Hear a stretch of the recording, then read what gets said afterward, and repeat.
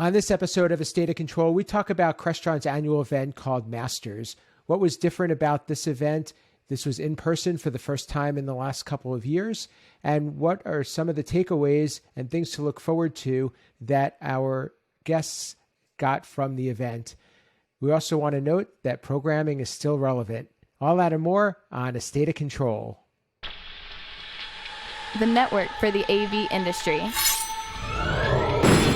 What are you listening to? This is AV. This is AVNation. This is AVNation.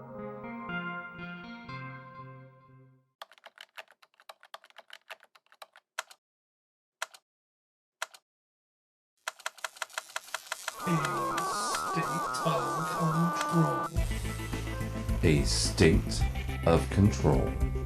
State of Control, episode 99, Crestron Masters 2022. Welcome to A State of Control, an AVNation podcast that highlights the control, programming, and automation aspects of the audiovisual industry. My name is Steve Greenblatt. I'm your host. Thanks for joining us today. So today's episode was one that we do annually. It's something that we've covered for many episodes, dating back to about 6 or so years ago. Episode 34 was the first one. We've also talked in 45, 57, 71, and last one being 82. And this topic that we're going to talk about is Crestron's annual Masters event that recently happened in Orlando, Florida. And I've brought us a few of the participants in the event, and they're going to speak on different aspects of it and their participation. Unfortunately, we don't have Uncle Richie with us today, but we'd like to give him a shout out, and we miss him, and we look forward to seeing him on our next episode, which happens to be a big one. So be tuned in. It's going to be episode 100 coming up. So let me get started by introducing these guests. The first one's a returning guest, somebody that I've gotten to know or I've known for probably most of my career. And he is one of the early Crestron CSPs. Back in the day, we called it independent programmers or CAPES. And his name is Ed Mana, and he's from Technology on Demand. Welcome, Ed. Thanks for having me, Steve. I think thanks for calling me old as well, since I was an original, you know? Well, I'm with you there. We got to be old together, right? Right. It's like 25 years almost, you know, if that. And if I did mention, Ed's also a Diamond programmer. We'll be touching on that a little bit later on. Next, I'd like to welcome somebody who I know is a listener, and he's come and met both Rich and me on separate occasions. I hope we're all a listener, but this is somebody who I was really flattered to get to meet, and he comes to us from the UK, and his name is Kelechi Aofolaju. Close. I know that I'm not getting it right, but welcome, Kelechi. Thanks for being with us. Yeah, thanks, Steve.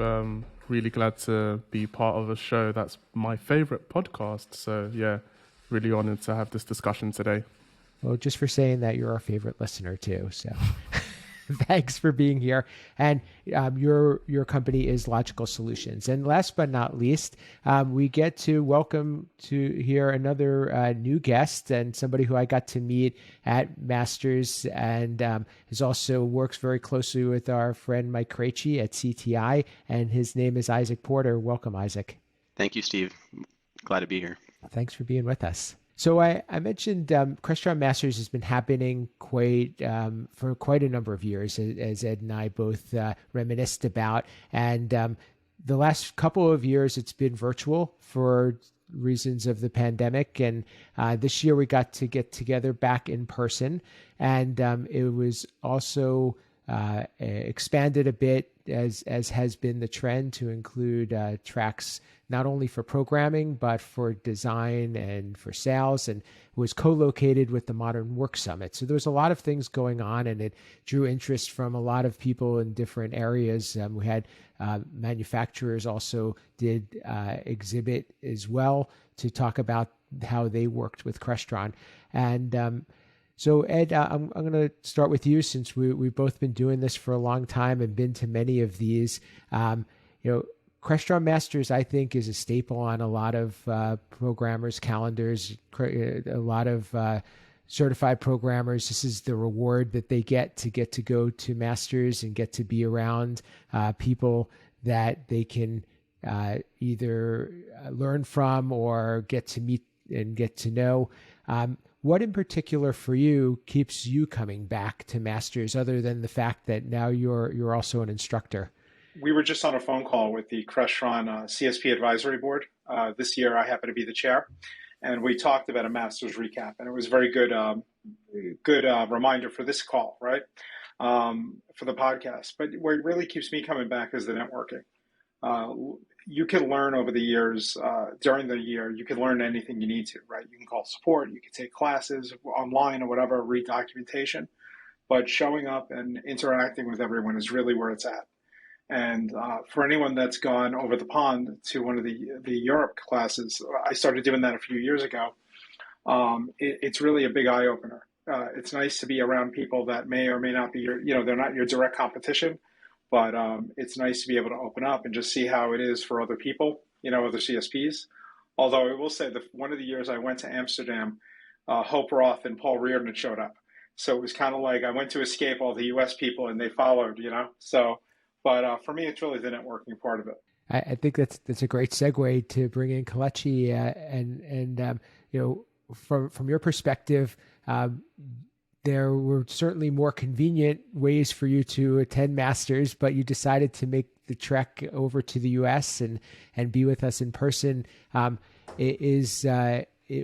there a greater value to you to be at this event versus one in Europe, as Ed alluded to? Yeah, thanks, Steve. So I think for me, since this was the first Masters in person since 2019, I think it was super important to be there.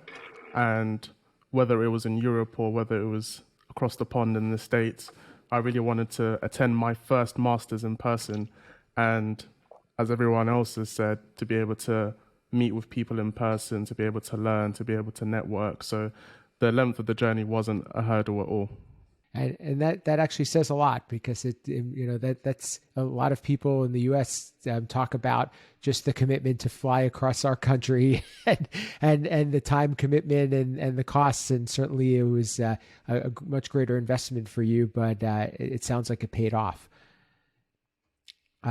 Isaac, I'll bring you into the conversation. Similarly to Kelechi, you are a newcomer to this group, but obviously been doing Crestron for a number of years. And what for you was the most interesting aspect? Was there something that stood out to you that maybe you didn't expect to get out of going to the event? Similar to Kelechi and Ed, it was the networking. I sat through the 2 virtual masters the past couple of years, and you get the content, but you don't quite get the same bond with the people that are in all the classes. So when you're actually there in person and you're talking to people that you've maybe talked to on the internet, on Discord, on Reddit, whatever it is, just seeing them in person and actually getting the camaraderie of being there in person with someone is far different than the online experience from the past 2 years. That makes a lot of sense. I would agree with that myself. Honestly, I'm in a little bit of a different position where I maintain certification because I want to be involved in the group and in the community, but I don't actually program anymore. But the conversations that are outside the classroom, far outweigh what's happening inside the classroom for me personally. However, it's still important to have your head in it and be able to learn and hear what's being taught. I just don't put as much to practical use. But Ed, I'll kind of jump over to you. Looking ahead, as you alluded to, what are some things that you think would be added value or enhance the experience of Masters? And I don't know if I'm not asking you to share something that is in public knowledge, but just from your perspective. So to just give everyone a quick heads up, if you go back for a minute, Masters planning starts in November of the prior year. So planning for this Masters started in November of last year. And once course assignments and abstracts and all that, we work throughout the year as an instructor to bring that content forward, right? For our class, we spend probably about, I would say maybe 15 hours just in planning sessions. And then we practiced the class several times. And even at Masters, right? I found new employees of Crestron. I made them sit through our class. Well, not made them. I voluntold them to sit through our class and learn from what we're doing, even though they may not know the subject, just to get them in, right? So there's a lot of planning. But to go to your question, Steve, I think moving forward, they've chosen to, Crestron's decided to do an every other year in the US versus abroad. And I think it's a very interesting move, right? On one hand, I could understand the involvement to do the class twice, to do Masters in the US and Masters abroad.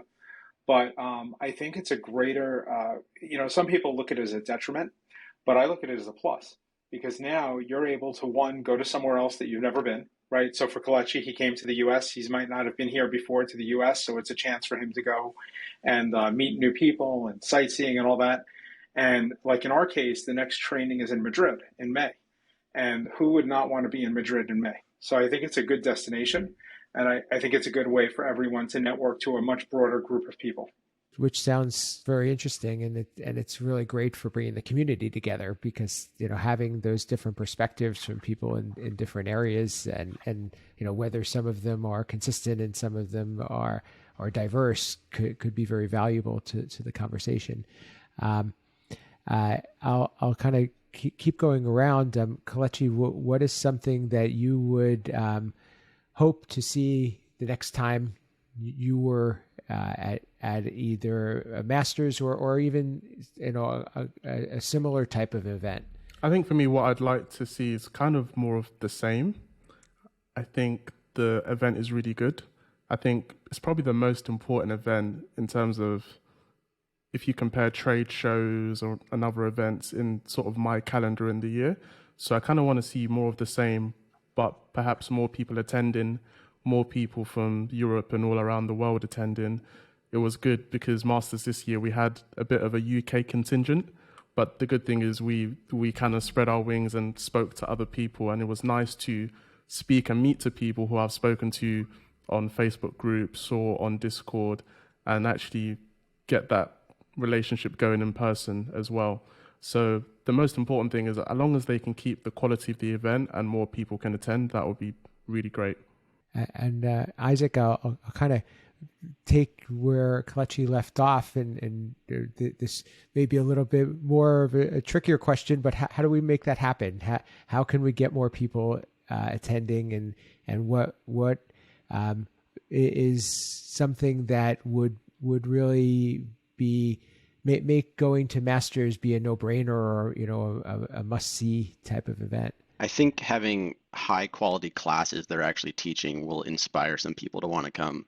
You got to make sure that you're not speaking to everyone in the class. You got to make sure you're hitting all the right demographics you want in the class you're teaching. But as long as you can deliver high quality material to all the different types of people that are coming to Masters, I think that would get a lot of people wanting to come more than just the networking. Because obviously if you're coming for networking, you're going to have a good time. But if you want to come to learn some stuff, it needs to be there too for that.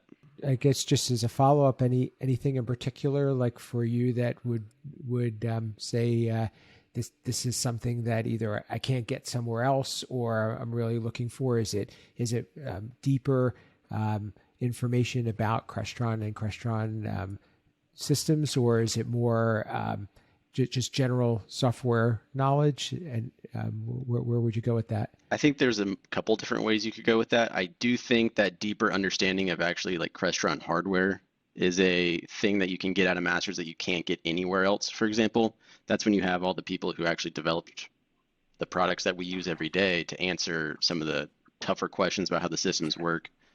And then on the software side of it, I'd expect them not to make you an expert at something, but give you enough of a foundation to go and learn and explore something on your own. As long as they give you the basics there, you can really get your mind thinking of what you can do with some of those possibilities, which I thought like the test-driven class kind of did that very well. And just to jump in there to what Isaac said, I think maybe some people might look at the class schedule and think, oh, like Ed said, this is his fourth year doing PowerShell. They might feel like some of the content has been repeated, and maybe everyone doesn't yearn for networking and meeting with others. So perhaps if Crestron, not to sound critical, can make the class schedule a bit more varied, maybe have some new things for people to learn, maybe there would be more of an uptake for people to feel that, yeah, I really want to come to Masters. I'm going to learn so much that I can't learn elsewhere. All right, now hang on. To defend my PowerShell class, because you threw down there. In the 4 years, we have done different topics each year, right? So this year, if you had attended, you would have seen it was PowerShell Wizard. Okay, so we did a little above and beyond what we've done in the past. I was telling you guys earlier, we even brought in our own magic wands for the class that we gave out as prizes. But we did exactly what Isaac asked for. In our class, we did something where we showed you guys how to do something. And then afterwards, we gave you material to take and implement immediately, right? That you can go today and go use, which is always something I'd like to have, right? Whenever I would go, see, you guys are too young to remember this, right? But in the Crestron years, when Steve and I used to go to these trainings, they would pass around hardware, right? And they would hand it to us, and we'd play with it and look at it and, hand it off. And, this year it was hard with VC4 to hand off a VC4 license, right? I kept telling everybody they want a VC4 license coming to our class for 90 days, right? But, as time progresses, the other thing you guys may or may not realize is engineering comes to this event. And it's not just the guys that speak. And they're in a lot of the classes, and they're interacting as well. So, don't think if you go and don't participate, you are getting your point across, whether you realize it or not, You also didn't comment that they used to pass around floppy disks when we went to class too. So it's really funny because I can't confirm or deny this, but I heard a story. So for any of the young people on this podcast that don't even deal with floppy disks, years and years ago when Crestron would program, and yes, Crestron did it internally, they would send out a floppy disk with the code on it because this was like email was not happening yet and all this stuff, right? I actually remember as a contractor at the time getting floppy disks and mailers to send out, right? And I heard the story that I think it was, I don't know, I can't even say who it's from because I don't want to get in trouble. But they told me the story where something wasn't ready, some part of a product or something, and a floppy disk was sent out that was empty. And when the person complained there's nothing on it, they're like, oh, that darn X-ray equipment, and they had to resend it, and it bought like an extra week, But yeah, it's come a long way, right, Steve? Think about the days we used to have to call Rick Oders to have him kick somebody off the BBS so we can go get files, right? So those were the days, right? yeah, and your story is actually accurate. Yeah, well, now good. So we'll equally get in trouble for that one, Yes. It's a classic though. You can't. That's what you have to pass on. Yeah, and I can't tell you, even in other industries, right? I heard the same story from someone else that had a different product outside our industry. They're like, oh yeah, we sent a floppy disk. It was a whole release and nothing was on it. And I'm just like, all right. Other people do this too. Which it's good to show that we've come a long way, but it's also interesting to show how much, what we did still existed and still is relevant for that long, Yeah, it's quite a long time. One of the things I wanted to touch on, Ed, while we're chatting, and I mentioned in the beginning about you achieving the diamond level certification, which is the highest certification, and that you are an instructor, which you've touched on. Something that's come up quite a bit, and we've talked about it a little on this show, is just the value of certifications.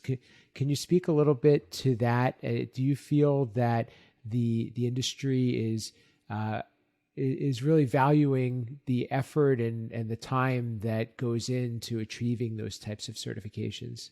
Yeah, that's a great topic because some people, if you go on social media, some people complain that it's meaningless and it's useless and all this good stuff. And those are usually the people that aren't certified to the higher levels, right? So on one hand, you look at it as sour grapes, and I see everybody's point, right? But if you've gone through the certification and you've done the exams, these are not trivial. Every year they get harder and harder, and you're devoting many, many, many hours, right? And as a CSP, when you have a programmer doing that, and Steve, I'm sure you've gone through this, you're paying someone to sit and not do production work. So on one hand, you could say, wow, I'm losing that billable time. But on the other hand, once they have that level, it sort of adds to the, the resume, if you will. People sometimes on the technical side don't appreciate it. But if you look at any other industry, and you look at someone who has some level of certification versus someone who doesn't, that's one way immediately you can differentiate, right? And if you look, I know, Steve, your company has many, many certifications, right? And for all the different product lines versus Crestron versus, I think, QSys and AMX and all these other products, right? There's some street cred to that. And, I think people don't realize it enough, but I think it's something to definitely value. And I appreciate that, and And I do need to define CSP, because here at AVNation we always define our acronyms. So it's Crestron Solutions Provider, but and that's the moniker that is used for independent programmers that don't sell hardware, and for the most part focus just on programming and other related services. But Kelechi, I wanted to see if you could also comment on that, and because what Ed said is true. Part of what we have to do, when we have people on our team, we have to invest in them, and we also have to make we have to make it appealing for them to get certification. From your perspective, is it enough to just give somebody time to and sponsor them to go through this, or does there need to be more of an incentive for somebody to get certified, or even advanced certification? Yeah, I think for most employers, so for programmers who work for integrators or a programmer that works for a Crestron service provider house, I think it's super important. And I think there is already a huge incentive there to go to Crestron Masters, to continue to stay certified and up the levels of certification. Because as Ed says, if you compare perhaps a programmer to someone who isn't certified, you're going to go with someone who's certified. They have the credentials there. You have a bit more trust in the value of the work and in terms of how good their work is going to be. And unfortunately, I've seen not a lot of employers value certification as much. And there are a lot of people saying, is it really important? I've already learned all these things. But I would say from my experience, it's super important to go to these trainings. It's super important to be certified, because even just doing the certification assessment in itself, it teaches you a lot, which is going to help you on your job, and it's going to help you in future projects going forward. I've said this to a few people in the industry. Getting my Crestron certification is probably my biggest achievement to date, more than my university degree or any other sort of achievement I have. So I definitely think people should want to get that certification and keep on that track. Wow, that says a lot, and thank you for that. Probably because it took me a very long time to do it. So yeah. Yeah, absolutely. It's something to be proud of. And that's why I maintain it. And I don't even want to tell you the year on my certificate, but it was a lot different then. But it's, it's not something you want to have to do twice. That's for sure.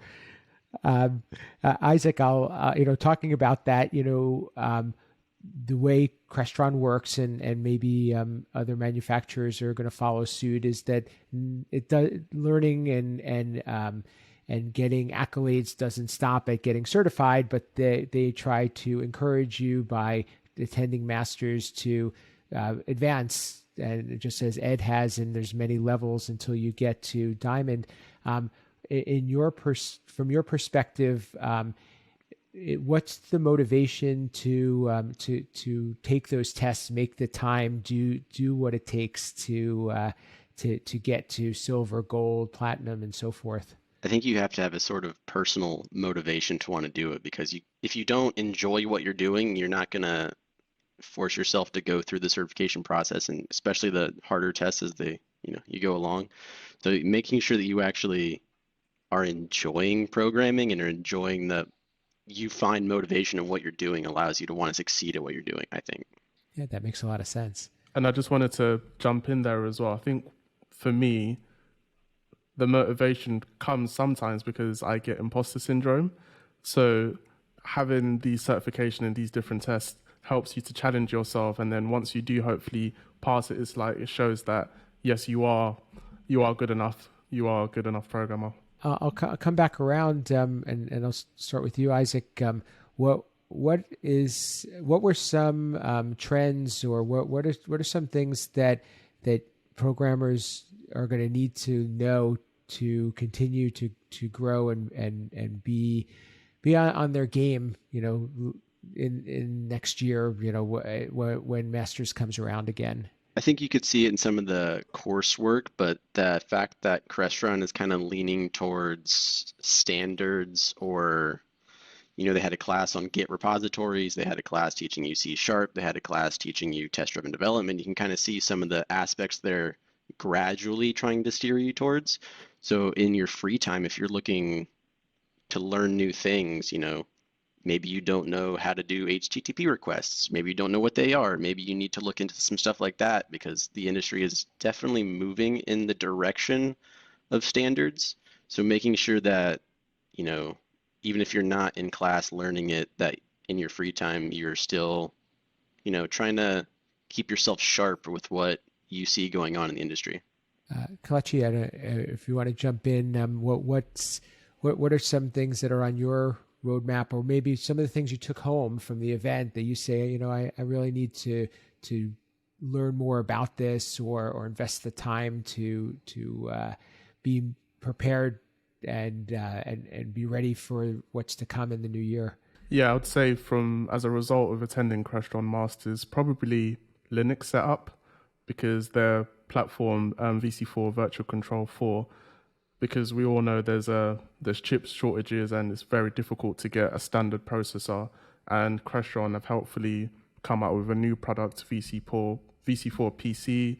They've already got the standard VC4, so learning how to set up a Linux environment to support virtual control. Also, the front-end web development. So Crestron have been doing CH5 for a few years now, and I feel like we're gradually getting to a stage where it's going to be adopted a lot more. So CH5 is HTML5 in Crestron land. So becoming more proficient with those different softwares and technologies, because I feel like clients and consultants are going to want to ask for that more on their projects. It's funny, the C# stuff and the HTML5. So there was a metric thrown around last Masters that 97% of Crestron systems were still programmed in simple, right? This is a throwback to you and me, Steve, being the old guys on the call, right? So I was corrected this year, and it's 95% now. So the needle is moving, albeit a little slow, right? But, from my perspective, I think that the programming end of it is the least of everyone's worries. I think it's more of the overall commissioning, the overall communication process. Definitely you need the technical chops, but I think on the Linux side, Crestron told me they had 30,000 VC4 PC3s, if I'm getting the part number right, available. So having that virtualization is huge. And I think that's going to be a new wave for us, right? As a Crestron services provider, a CSP. So I'll keep your acronym, Steve, right? Explaining. But that's a huge opportunity for CSPs to be able to go and commission those, because the average residential dealer does not know Linux, right? And they're not going to know all the ins and outs of a VC4 server. So I think that's a biggie. I also think from just an overall standpoint, some of the habits that we've accumulated over time, Git, for example, or, version control, those are all things that are going to become more and more prevalent. And kudos to Crestron for teaching some of that stuff.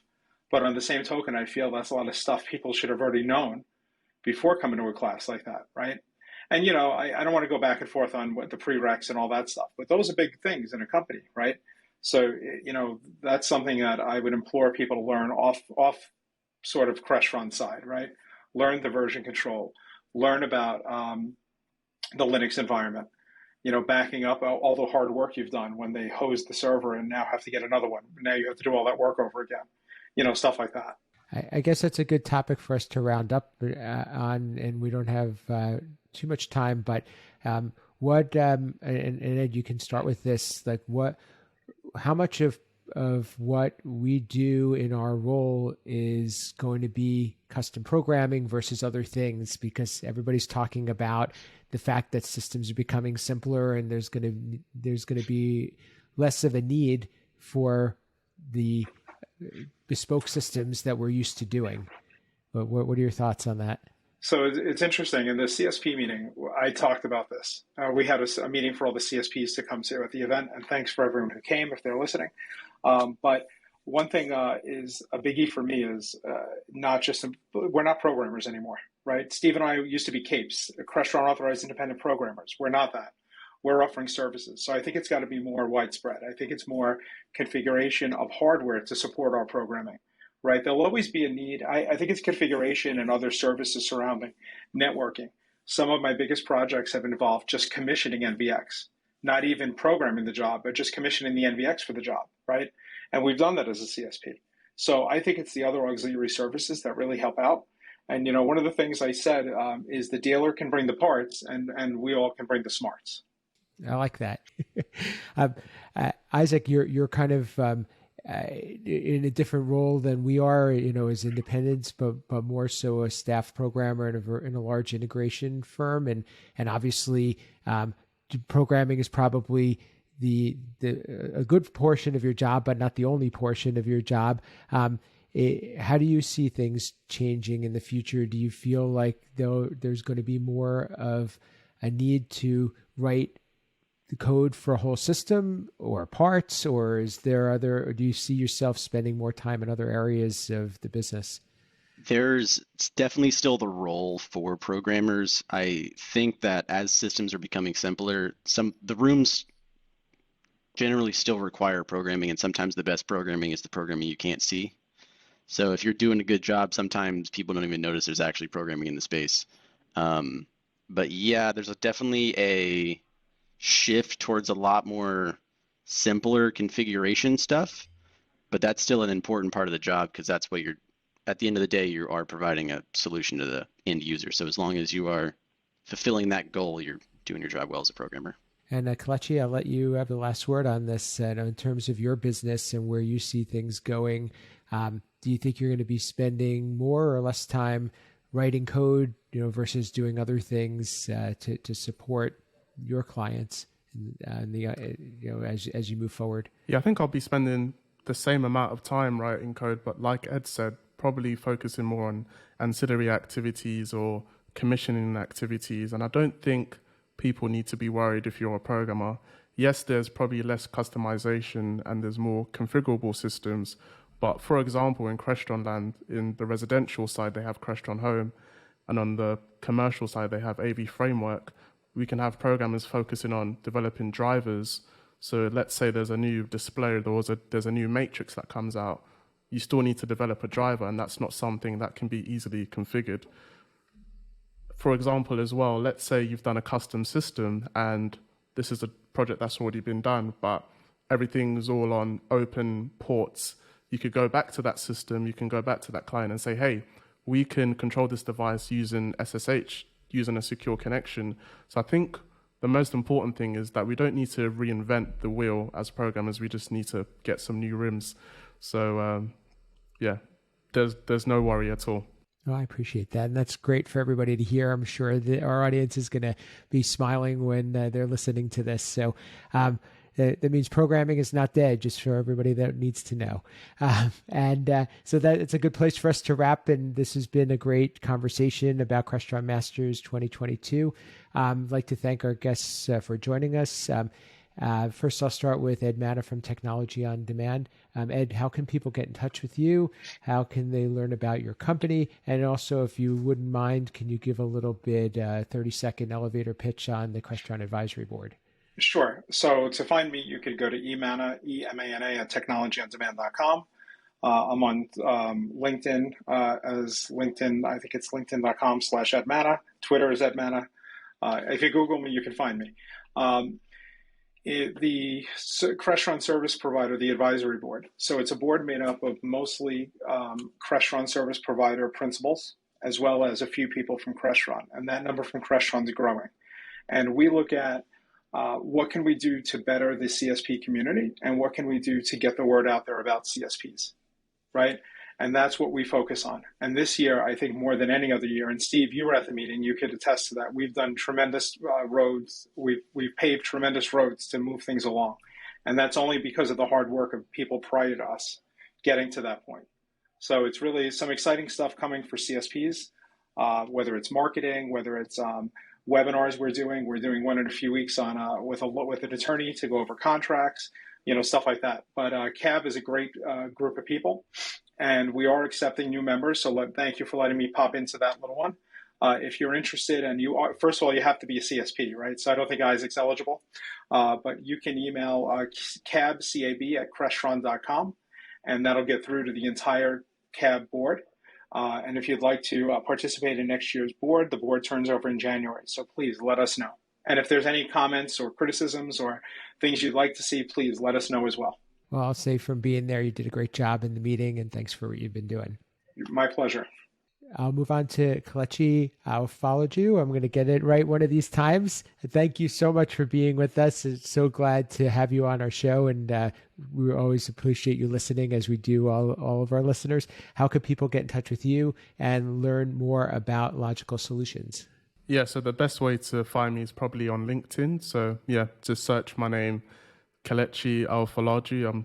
You can find how to spell it, I'm sure, in the show notes. And to Logical Solutions, you can find us on Instagram and on Twitter, logical_AV. And you can also find our website, logicalsolutions-av.co.uk. And yeah, thanks for having me. You're welcome. Thanks for being here. And last but not least, Isaac Porter from CTI. We'll have to tell Mike he has some competition now, but thanks for being with us. Thanks for joining today. How can people get in touch with you, learn more about CTI? Thanks for the opportunity, Steve. Yeah, we can find me on LinkedIn at Isaac Porter, or you can follow our company on LinkedIn as well as on conferencetech.com, where you can find all of our information. Wonderful. Well, my name is Steve Greenblatt. As I've shared, you could find me at Steve Greenblatt on social media. You could find my company, Control Concepts, at controlconcepts.net. I also do another podcast called Ask the Programmer with James King, and it's just a passion project that we have where we're trying to build community amongst programmers and try to answer some of the common questions that are either asked of programmers or people who are interested in what we do have questions about. So please check that out. As I teased at the top of the show, we have episode 100 coming, and I'm sure that's going to be packed with some surprises and some interesting guests. So please tune into that. And you can learn more about this show and all other shows on the AVNation lineup at avnation.tv. While you're there, please also check out the supporters of AVNation and let them know that you appreciate them, because they help us to make this and all the other shows possible. And we also like to hear from you, and we also like to bring more guests on, like Kelechi and Isaac, and we so please let us know you're listening, and please either meet us and say hi in person, or reach out to either Rich Vergoza or me, and we'll be glad to have you on the show. And that's what we have for today, and this has been A State of Control.